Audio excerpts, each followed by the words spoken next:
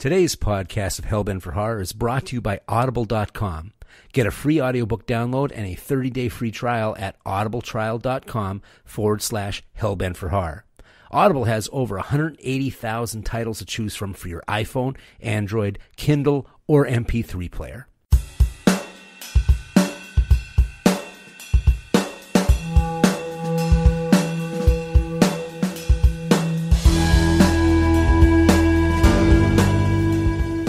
Hi, and welcome to Hellbent for Horror, a podcast devoted to all things related to horror. I'm S.A. Bradley, and I'm a lifelong movie lover, but my heart belongs to horror. My biggest thrill, however, is getting to talk to people about this stuff. I really want to start conversations with you. Before I get into the show, I wanted to read an email I got from listener Steve Thompson. He describes his first kiss. In his words, "My first kiss was in print, a thin paperback named Alien, author not remembered, from way before Ridley Scott's great film. The alien was apparently touring small-town America through the bodies of animals, sometimes even after he had misused them so much they were shuffling on dead feet or hooves. I read it all in one day, and my preteen mind was forever tuned to search out the next horror, which has delighted me in the 35 more years since that read. Steve, thank you for listening and for sharing your first kiss. I couldn't find the author of your book, so I'm putting it out to the H4H community. Okay, folks, paperback named Alien features an alien that travels America in the bodies of animals. If you find it, send the information to me, and you win a Hellbent for Horror sticker. Yay!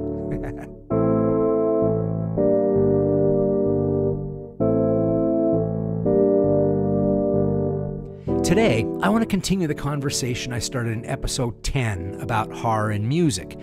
In that episode, I talked about how one sound, the tritone, the restless interval, came to personify the devil in music in the European churches of the Middle Ages. I spoke about how the Gregorian monks made the tritone synonymous with the presence of evil. But by personifying the devil with a specific chord, they also unintentionally introduced Gothic horror to music. And once music broke out of the church's domain and entered the secular world, musicians started to make music that explored society's fascination with the dark side of life. Now, I talked about the history of horror and music through the popularization of dark themes in classical music and in murder ballads, and I also discussed the way jazz and the blues and rock and roll were branded as devil music. Today, I want to talk about the genre of music that is the undisputed king of the devil music title. You know, the one you first thought of when I mentioned devil music. The sound of the beast, the hot rail to hell, heavy metal. Admittedly, it gets called many other things as well, like the red-headed stepchild of rock and roll, or just simply that shit. Which is appropriate, I guess, for a genre that so seamlessly marries horror and music. Neither gets any respect. Like horror, heavy metal isn't known for its subtlety. And, like horror, its supporters and its detractors are very passionate and very vocal. And also, just like horror, heavy metal's embracing of the darker shadows of ourselves makes it a lightning rod for controversy. And out of that controversy came a legend and a mythos that is larger than reality. Of course, if enough people believe the legend and the mythos, the unreal can become real. Horribly and tragically real.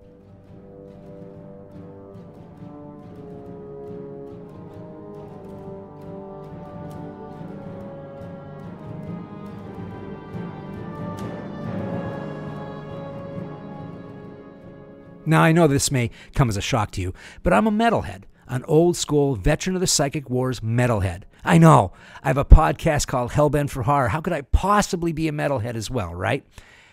And even though this makes me sound as old as dirt, I was around when heavy metal was just starting out. I was a member of the metal militia, the Brotherhood of Steel.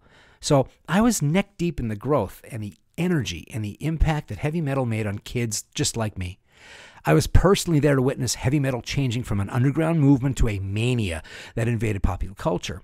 I was also still under my father's roof, so I was still connected to an extreme fundamentalist religion, which means I was also personally there when I saw the hysteria of a moral minority explode into a hysterical and powerful moral majority.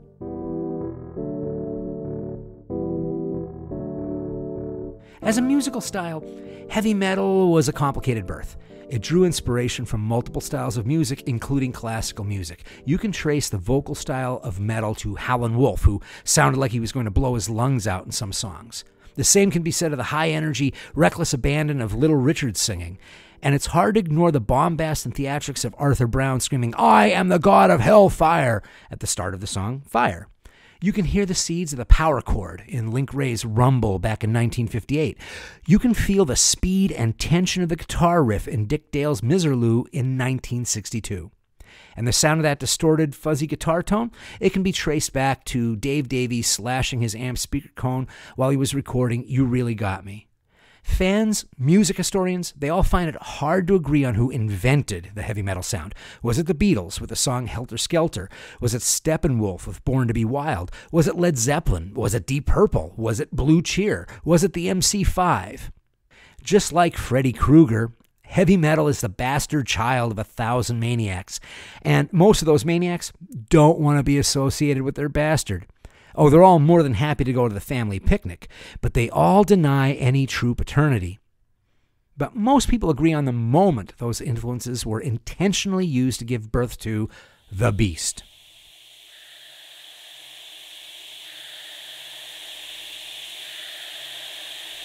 Black Sabbath released its first album on Friday the 13th, 1970. The album cover had a washed-out photograph of an English country farm on the edge of the woods. The trees are red with autumn leaves. There is a woman in a black cowl standing at the edge of the woods, and she is staring right back at you. On the UK version of the album, when you opened up the inner gatefold, there was a drawing of an upside-down cross. Inside of that cross was a cryptic, unnamed, anonymous poem.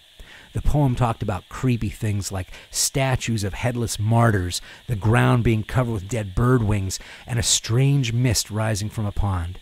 And that is how Black Sabbath introduced itself to the world. You were freaked out before you even heard one note. The band members of Black Sabbath had become disillusioned with the popular music of the time.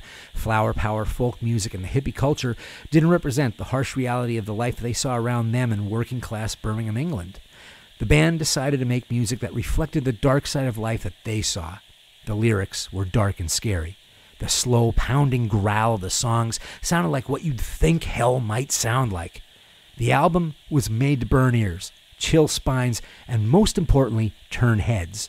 And it did. The album Black Sabbath was a commercial success. It made it to number 23 on the Billboard Top 200 list, even though music critics hated it.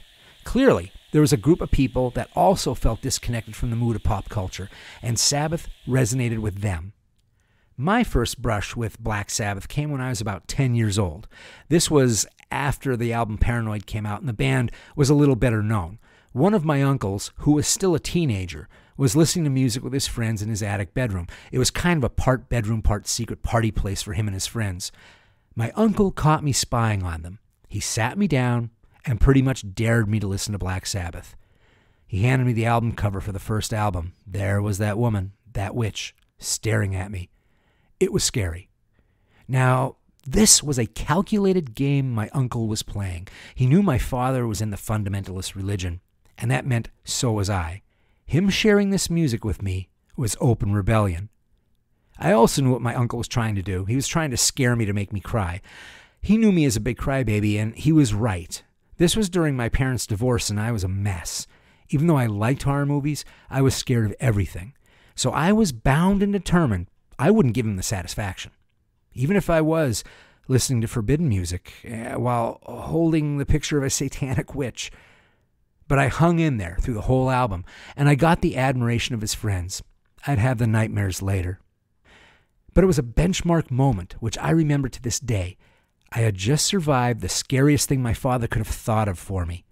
I listened to the evilest band ever, one that the church said openly praised Satan. I had set myself up for direct demonic possession that day. I had opened the doors. I did not sleep well. But I woke up unpossessed. And it was then that I realized something. My uncle's open rebellion was really my open rebellion.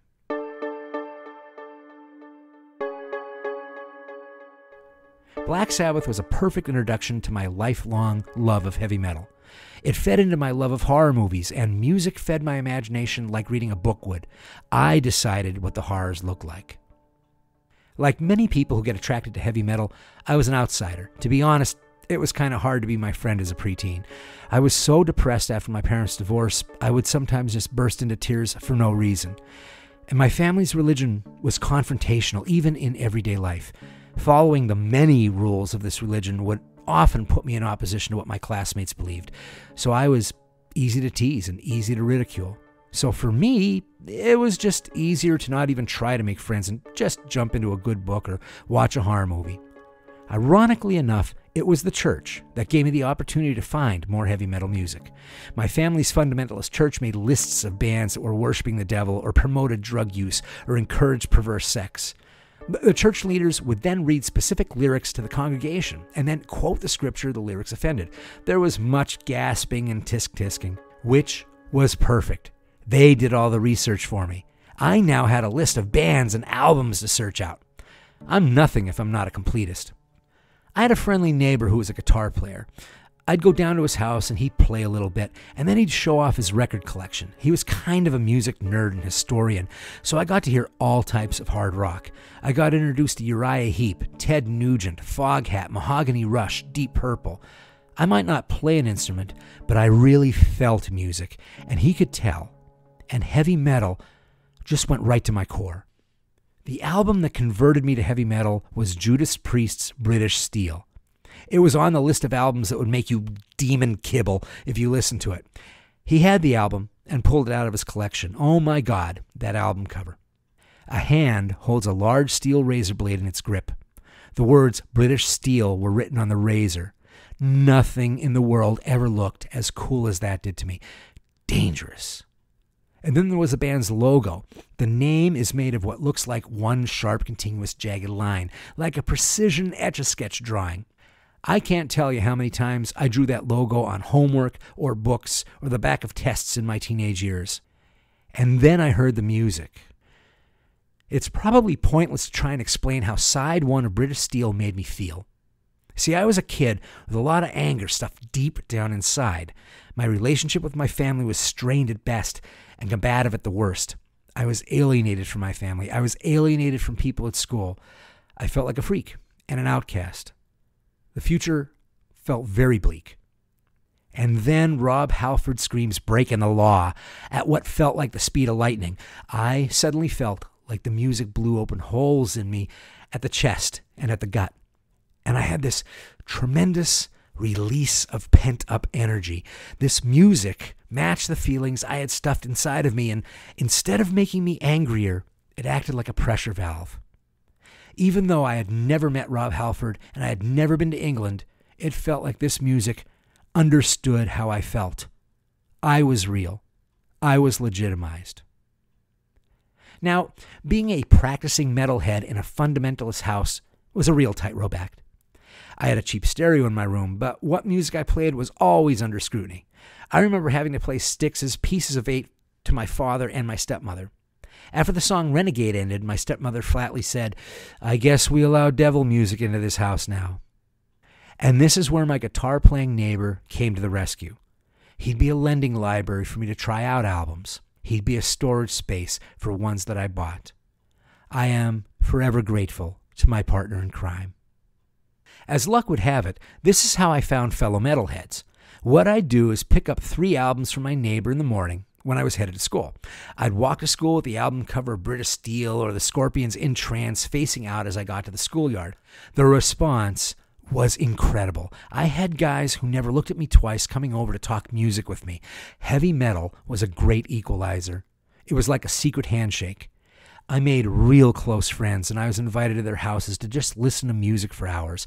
I got invited to parties out in the woods I only imagined were real. We were all outsiders and misfits, but we were outsiders and misfits together, and that felt very powerful. And that might have been the real reason that religious and civic leaders went after the music. Suddenly, groups of teenagers were walking around in packs wearing black t-shirts with scary images on them.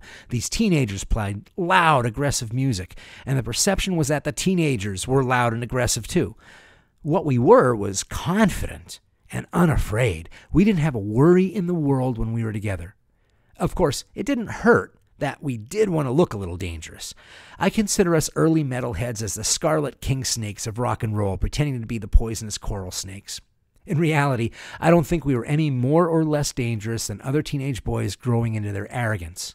But our look and the sound of the music accentuated everything, and when people felt threatened, they got aggressive with us.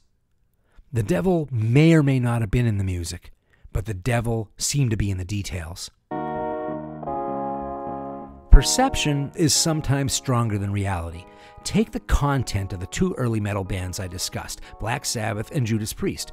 Black Sabbath created a tone and a template that gets them labeled as devil worshippers.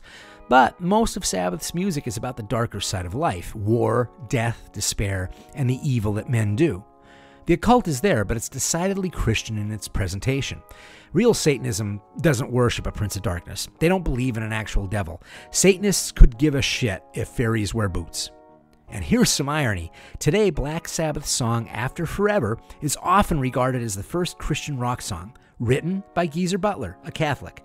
Don't believe me? Google away, read the lyrics, the articles, and the record reviews. Judas Priest has a vaguely blasphemous-sounding name, and so they make the list of devil worshipper bands. The number of times the devil, or Satan, or even the word evil is mentioned on the album British Steel? 0. However, perception can be stronger than reality. Fundamentalists and even some sociologists believe that heavy metal was a direct conduit to Satan. And other metal bands saw the controversy and the sales of the albums, and they doubled down on trying to make their music seem as evil as possible. And metalheads like me, I wanted to push the boundaries. I wanted to be scared. Did I think that evil was in the music? No. Well, for the most part. I mean, there were always those bands. Just like a horror movie, heavy metal scariness required a suspension of disbelief for it to work. And there were bands that I would be afraid to hold their albums in my hands, let alone play them. The first band that scared me just looking at the album cover was Venom. The album was Welcome to Hell. The entire cover was taken up by a huge pentagram with a goat's head drawn inside of it, so you couldn't miss how evil it was. They had songs named Sons of Satan and In League with Satan. The band members had names like Kronos, Abaddon, and Mantis, and they looked scary on the album covers. In reality, Venom was a group of amateur musicians who felt they could sell records if they could out-evil Black Sabbath. And even though the band sounds terrible and the recording is bad, they sold records and influenced later bands. They weren't real devil worshippers, but they were smart businessmen. But then came Merciful Fate. Merciful Fate was from Denmark, and they were led by a mysterious lead singer named King Diamond. And King Diamond was a self-professed Satanist. Legend had it that King Diamond was possessed by a demon, and when he sang, there were two voices. His human voice was a baritone, but when the demon spoke, it was in this high falsetto. The albums and lyrics were full of horror and elements of Satan. Of course, King Diamond being a real Satanist means nothing to the proceedings.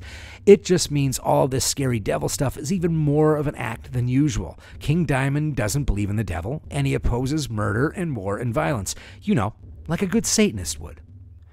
But at the time, armed only with my religious upbringing, nothing was scarier than the songs Corpse Without Soul or Melissa from Merciful Fate. Now, you might think that Venom and Merciful Fate would be public enemy number one for the anti-metal campaign, right? They barely even get discussed. Instead, it's bands like AC/DC and Judas Priest and Iron Maiden that get brought up. Bands that wore their evil on their sleeve. Bands that actually sold records. Bands that parents might have heard of. You know, sometimes when I talk about the social climate that existed in my teens, I feel as if I may as well be talking about the Middle Ages. Just like people believe that tritone called the devil in the Middle Ages, there were people who believed that listening to heavy metal was devil worship. But they were a loud minority that didn't have a lot of power. And then that changed. The start of the 80s brought the rise of power of evangelists and what would soon be called the religious right.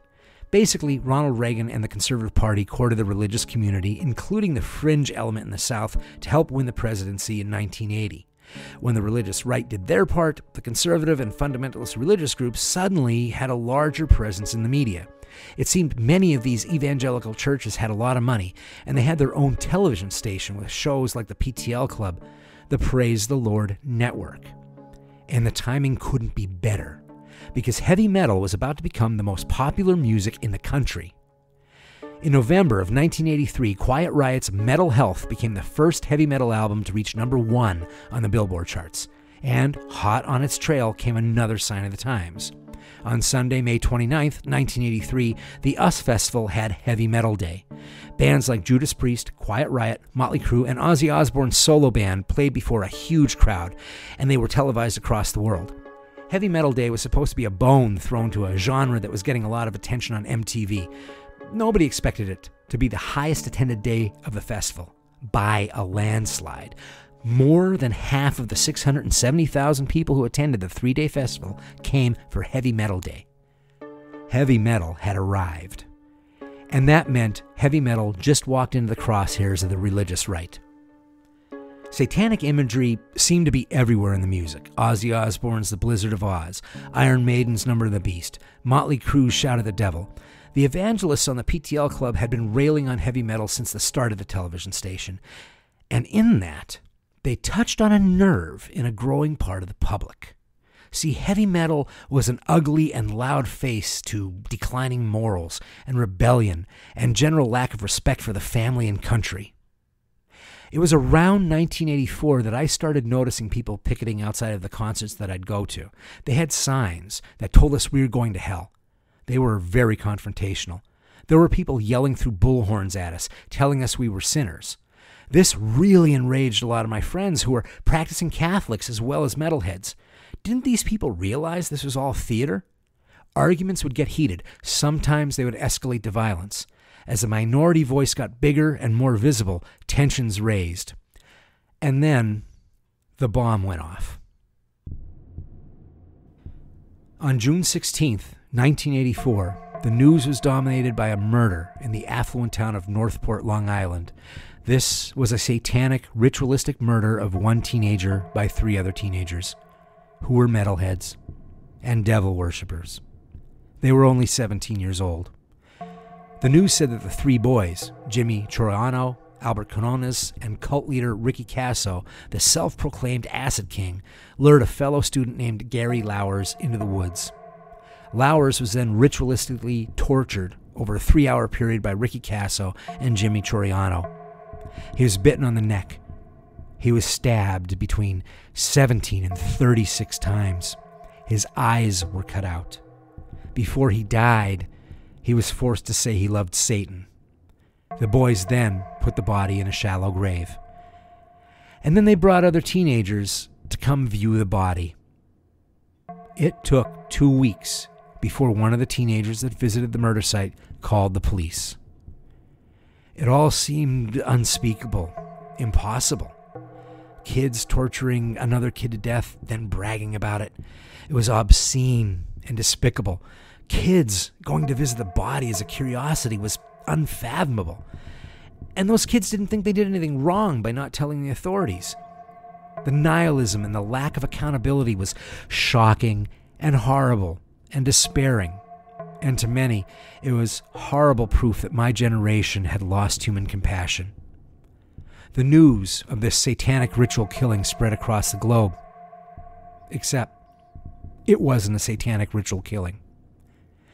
The Suffolk County investigators stated in early press conferences that Ricky Casso was a member of a satanic cult called the Knights of the Black Circle, and that a large group of the cult were there, chanting while watching the human sacrifice. Very soon it was found that this was not true. The group of cultists at the murder site was the fantasy of a teenager who was interviewed. The so-called Knights of the Black Circle ended up being a drug-dealing Vietnam vet with PTSD named Pat Pagan, who burned cats. Ricky Casso did say he was a devil worshiper. He owned a copy of Anton LaVey's Satanic Bible. Ricky Casso was also mentally ill, and his parents tried to have him committed several times. The psychologists said he was antisocial, but not presently psychotic. Ricky Casso took LSD daily and had been in a few rehabs. Ricky Kasso was also a drug dealer, and this is why the murder happened. Gary Lauer stole 10 bags of PCP from Kasso, and Kasso knew it. Gary was lured into the woods to get high on LSD, and then he was murdered. The satanic ritual killing ended up being a horrible, tragic, pathetic murder over a drug deal. But when Ricky Kasso was photographed at his arrest, he was wild-eyed like the Manson family members, and he wore an AC/DC t-shirt, even if it wasn't really a satanic ritual killing. The train had already left the station. In sociology, there is a phenomenon that is characterized by widespread fear of the possibility of satanic ritual abuse in one's community, state, or country. This phenomenon was so widespread that anthropologists and sociologists started investigating all the claims. When all these claims turned out to be false, they gave the phenomena a name and a definition. It is called Satanic Panic. It is described as a moral panic that is the result of rumors and folk legends that are spread by media hype, Christian fundamentalism, mental health, and law enforcement professionals and child abuse advocates. That is a powerful group that can take perceptions and turn them into reality. And 1980s America suddenly plunged into satanic panic. And heavy metal was at the center of it all. And so was I. The war of rebellion between myself and my family intensified. There were angry, long arguments. There was occasional angry physical contact as well. The church leaders would appear at the house and corner me to let me know how I was killing my family. I was still forced to go to church 3 times a week, and I was called out from the pulpit. I know that, to them, this was truly a life or death battle. But what that did was push me farther away from the religion and farther away from my family. But the scary thing was that I was really rocked by what Ricky Kasso did. I didn't think it was Satanism, but could that have been my friends? Could it be me? There were people I knew who were borderline sadists, people who scared me when they got high. There were people who fetishized Ricky Kasso just like some people fetishized Charles Manson. Was I losing my humanity just because I was an outsider? And just like a horror movie, the next scare was right around the corner. In 1985, Richard Ramirez, who was dubbed the Night Stalker by the news, was captured after a long string of home invasion serial killings. Ramirez was a self-proclaimed Satanist who carved a pentagram in his palm, and he shouted, "Hail Satan," during his trial. Heavy metal got dragged into this because Ramirez dropped his AC/DC concert baseball cap at a crime scene. The news reporters quickly brought up AC/DC's song Nightcrawler and suggested that the lyrics may have instructed Ramirez to kill. Suddenly, the musicians had to defend themselves, and venues canceled their concerts. In 1986, parents sued Ozzy Osbourne after their teenage son committed suicide in his bedroom. The album Blizzard of Oz is on the teenager's turntable in his room. The parents believe that the song lyrics of Suicide Solution drove their son to kill himself. Ozzy Osbourne testified that the song was written about alcoholism. The slow suicide was drinking yourself to death. The usage of the word solution was meant as the liquid, not as the answer to a problem. Here are the lyrics of the first verse. "Wine is fine, but whiskey's quicker. Suicide is slow with liquor. Take a bottle, drown your sorrows, then it floods away tomorrows." Later that year, there was another suicide, and the song Suicide Solution was blamed again. Network news shows now reported on satanic crimes on primetime. There was the McMartin preschool abuse case. A mother accused her ex-husband and a preschool counselor of molesting her child, and that the McMartin staff practiced satanic rites and killed animals in front of the children. After 7 years of court cases, there were no convictions. But the McMartins were destroyed. In Nevada, 2 teenage Judas Priest fans made a suicide pact to kill themselves with a shotgun. One of them survived, horribly disfigured. The families sued Judas Priest for adding subliminal messages through backmasking on the song Better by You, Better Than Me. The message they believed was there was 2 words: do it. Then there was Geraldo Rivera's live 2-hour NBC special called Devil Worship, Exposing Satan's Underground. It aired on primetime right before Halloween of 1988. Heavy metal was the monster at the center of the show. Geraldo gave parents warning signs to look out for, like disrespecting authority or acting sullen and withdrawn.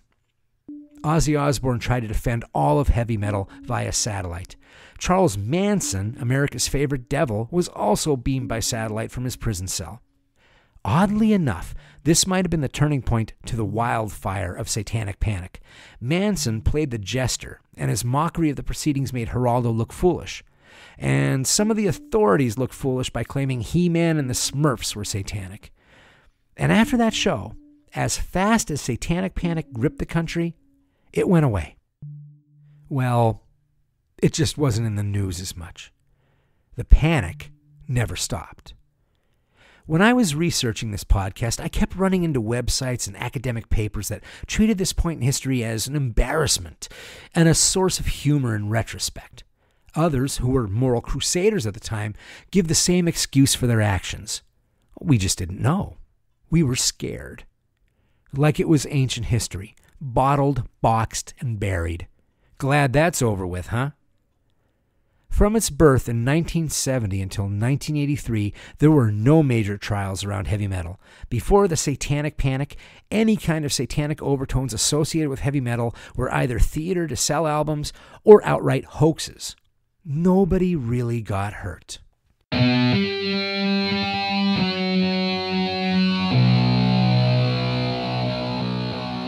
On May 5th, 1993, 3 young boys who lived in West Memphis, Arkansas, disappeared from their neighborhood.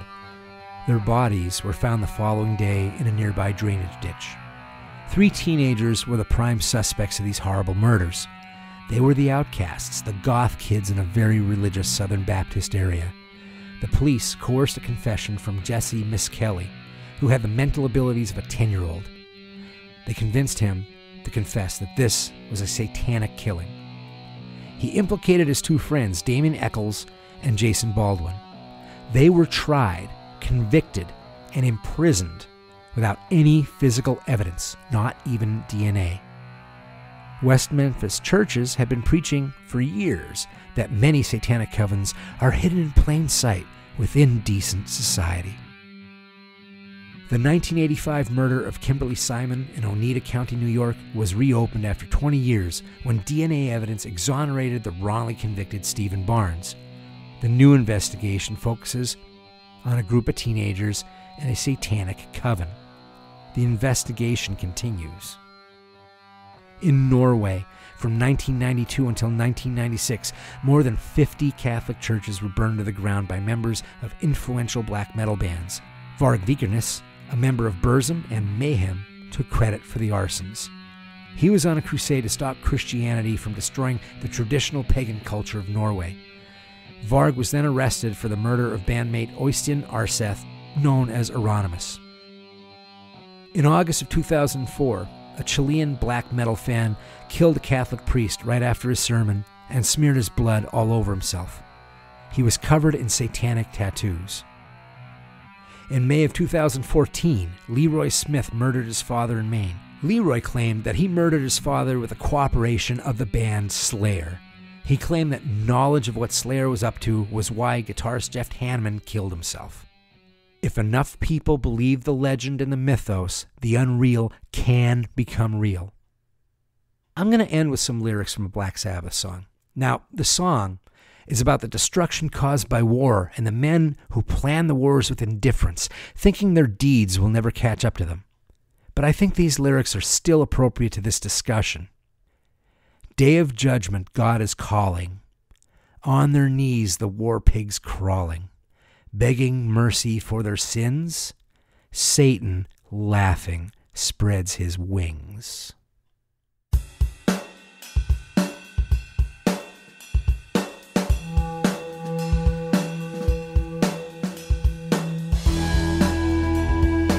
Thanks for listening to my show.